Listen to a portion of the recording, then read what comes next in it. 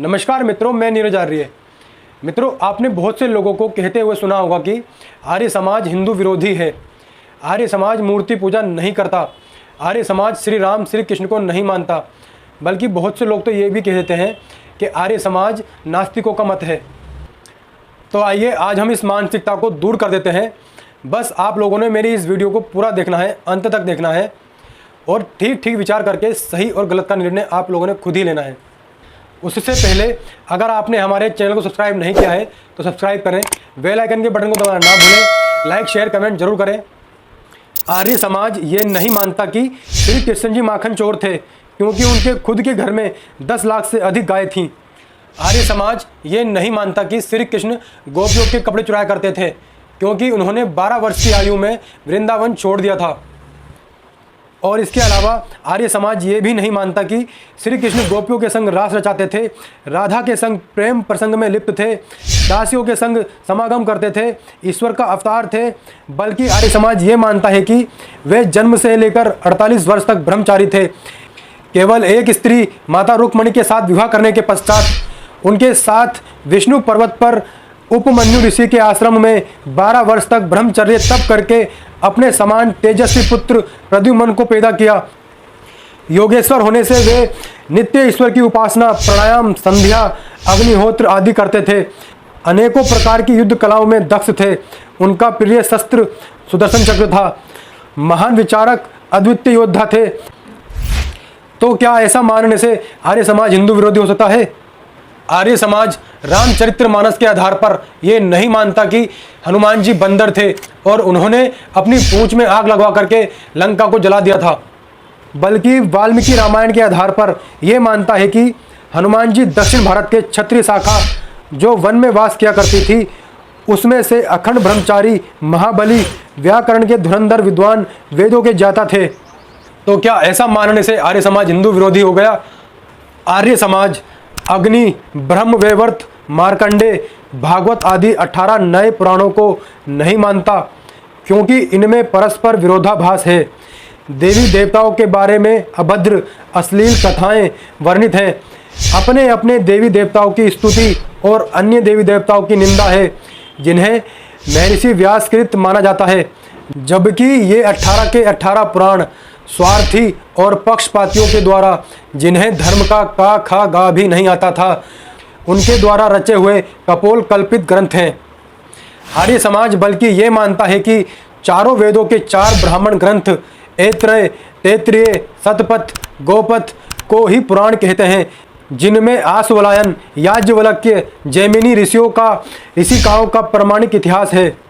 आर्य समाज ये नहीं मानता कि पत्थर के शिवलिंग पर दूध चढ़ाने से, मूर्ति के आगे माथा टेकने से, हाथ जोड़ने से, अगरबत्ती धूप बत्ती करने से, मूर्ति को भोग लगाने से, कपड़े पहनाने से, ढोल बजाने से और नाचने से, पाखंड और अंधविश्वास से ईश्वर की भक्ति होती है। बल्कि ये मानता है कि पतंजलि ऋषि के योग शास्त्र की उपासना विधि, यम नियम का पालन, प्राणायाम, ओम का जाप, ध्यान आदि से ही निराकार सर्वव्यापक परमेश्वर की उपासना होती है।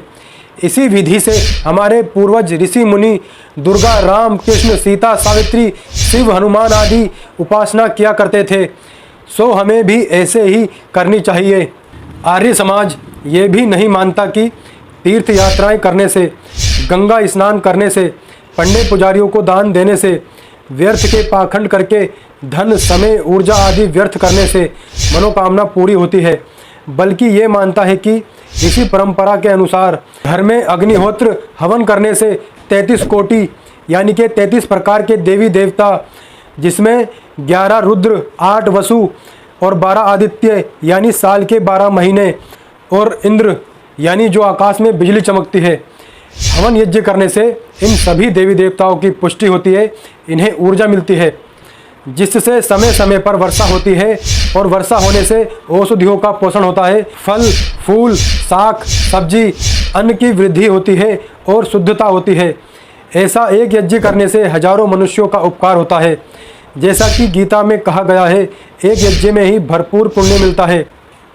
आर्य समाज ये भी नहीं मानता कि मृतक का श्राद्ध करने से, पंडितों का पेट भरने से, अस्थियां गंगा में बहाने से, जिस व्यक्ति की मृत्यु हुई है उसकी आत्मा को शांति मिलती है, बल्कि ये मानता है कि व्यक्ति अपने किए हुए कर्मों का स्वयं उत्तरदायी है।